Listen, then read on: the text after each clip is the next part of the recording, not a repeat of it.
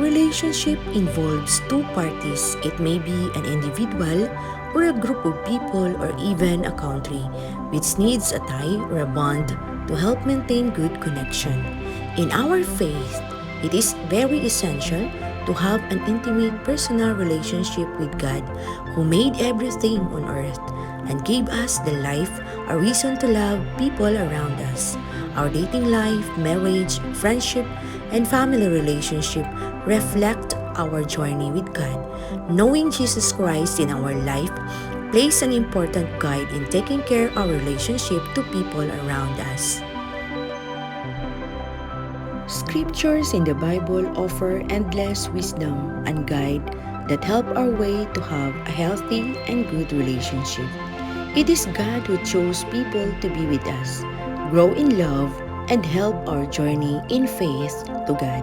The following Bible verses will help us meditate and encourage us to handle relationships as tender as Jesus Christ when He manifested His love by giving up His life on the cross for our salvation.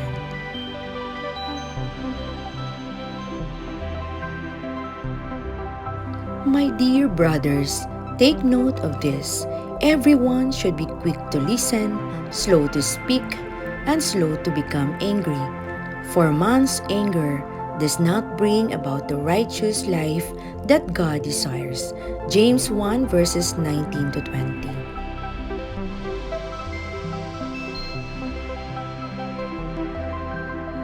Wives, submit to your husbands as is fitting in the Lord.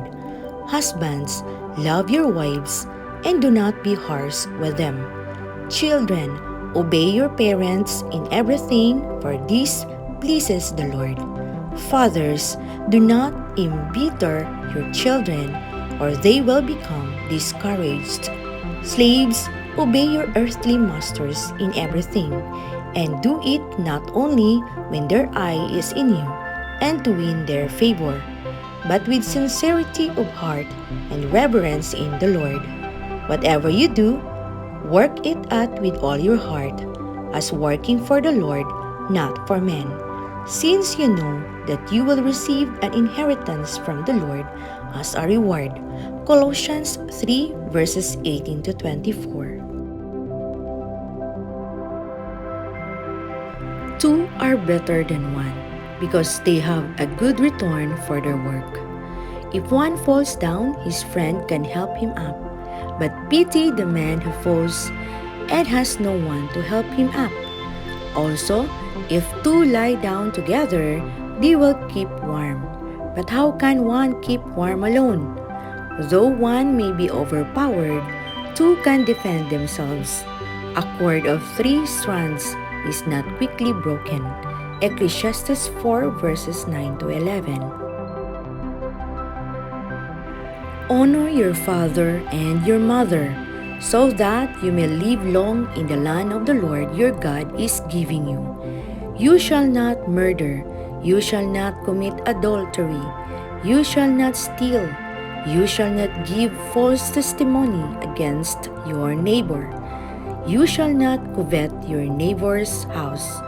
You shall not covet your neighbor's wife, or his manservant, or maidservants, his ox or donkey, or anything that belongs to your neighbor.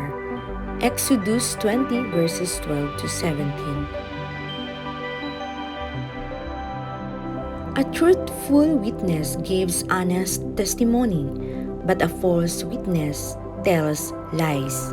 Reckless words pierce like a sword, but the tongue of the wise brings healing.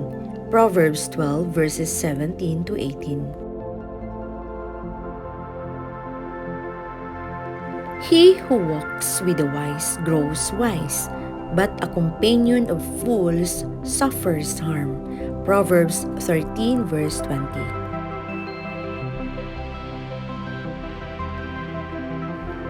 A man of many companions may come to ruin, but there is a friend who sticks closer than a brother. Proverbs 18 verse 24.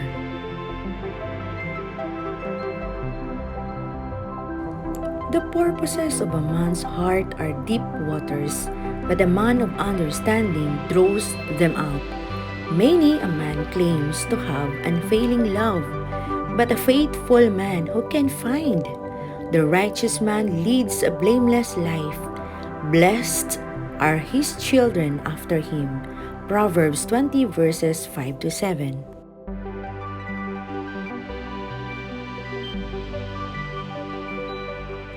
He who sows wickedness reaps trouble, and the rod of his fury will be destroyed. A generous man will himself be blessed, for he shares his food with the poor.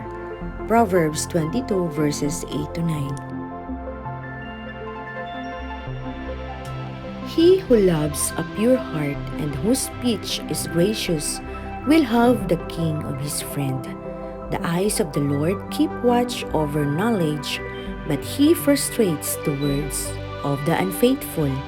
Proverbs 22 verses 11 to 12. A new command I give you, love one another.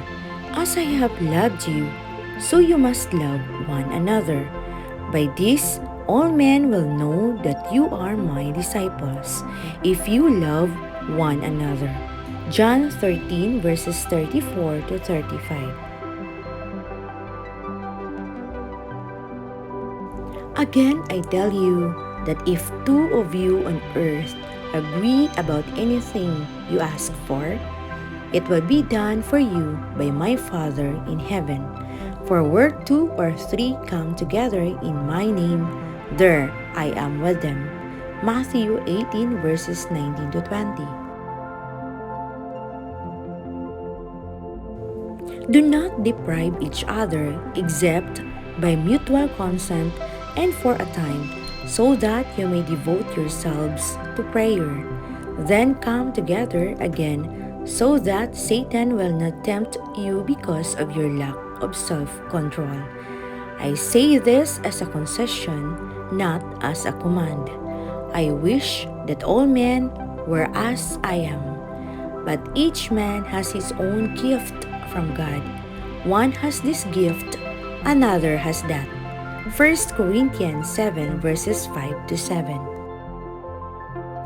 Do not be misled. Bad company corrupts good character. Come back to your senses as you ought, and stop sinning, for there are some who are ignorant of God.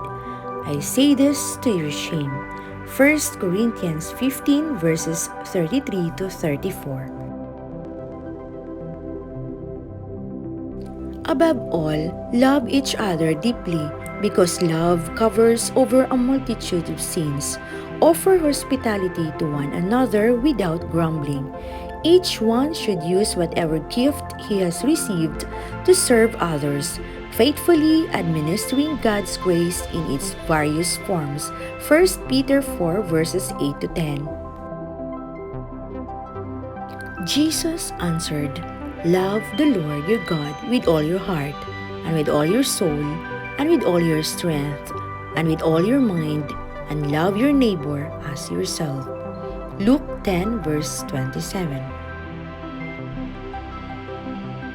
Be completely humble and gentle. Be patient, bearing with one another in love. Make every effort to keep the unity of the Spirit through the bond of peace. Ephesians 4 verses 2 to 3. Brothers, if someone is caught in a sin, you who are spiritual should restore him gently, but watch yourself, or you also may be tempted. Carry each other's burdens, and in this way you will fulfill the law of Christ. Galatians 6 verses 1 to 2.